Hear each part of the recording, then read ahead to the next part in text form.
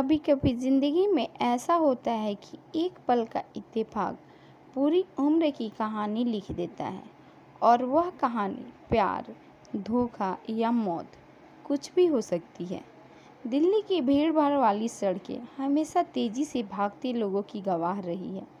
हर किसी को कहीं न कहीं पहुंचना होता है, लेकिन उस शाम का नज़ारा अलग था। हल्की बारिश थम चुकी थी, सड़क पर लाइटें टिमटिमा रही थी, भीगी हवा में मिट्टी की खुशबू घुली हुई थी।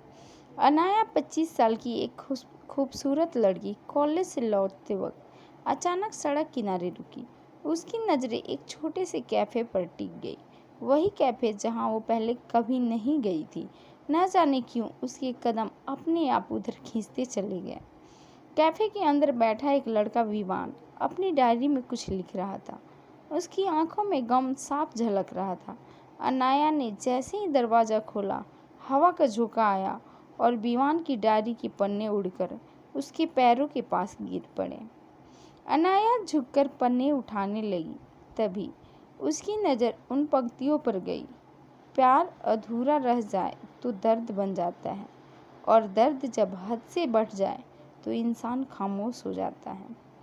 अनाया ने पन्ना बढ़ाती हुई मुस्कुराकर कहा, कभी कभी अधूरी कहानियाँ ही सबसे खूबसूरत होती है। विवान ने पहली बार उसकी आंखों में देखा। दोनों अजनबी थे, मगर उस पर ऐसा लगा मानो सदियों से एक दूसरे को जानते हो। कैफे से बाहर निकलते ही अचानक बिजली चली गई, अंधेरा छा गया। विवान ने अपने फ़ोन की टॉर्च ऑन की और अनाया को सड़क पार कराने लगा।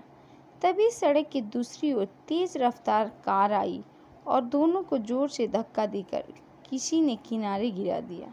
वो शख्स भाग गया, लेकिन पीछे रह गया एक लाल रंग का स्कार्फ।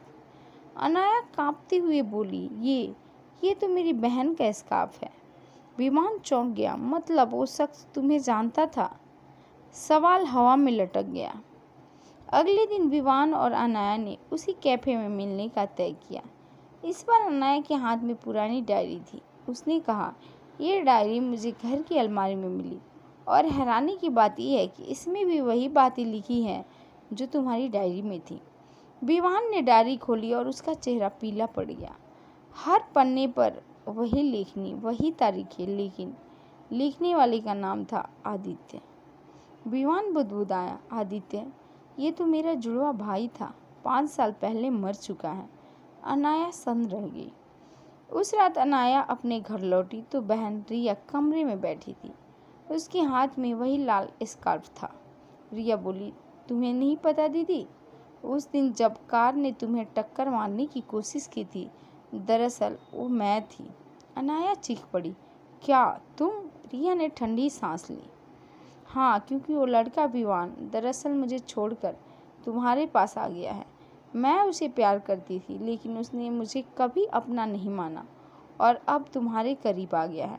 मैं बर्दाश्त नहीं कर सकी। अनाया की रगों में खून जम सा गया। अगले दिन विवान ने अनाया को बुलाया। दोनों रेलवे स्टेशन पर मिले। विवान ने कहा, अनाया, मुझे अब सब समझ में आ गया है। तुम्हारी बहन रिया वही है जिसने आदित्य की मौत का राज छुपाया था। अनाया की आंखें फैल गई। क्या आदित्य की मौत? विवान की आंखों में आंसू थे। 5 साल पहले आदित्य किसी लड़की से प्यार करता था, लेकिन उस लड़की ने उसे धोखा दिया और आदित्य ने ट्रेन के सामने कूदकर जान दे दी। उस लड़की का नाम था रिया। अनाया की सांसें अटक गई। उसी वक्त प्लेटफॉर्म पर भीड़ मच गई। किसी ने चिल्लाकर कहा, एक लड़की ट्रेन के सामने कूद गई। दोनों भागकर वहां पहुंचे। जमीन पर खून फैला था और पास में पड़ा था लाल रंग का स्कार्फ। रिया ने अपनी जान दे दी थी। अनाया रोते हुए विमान के कंधे पर गिर पड़ी।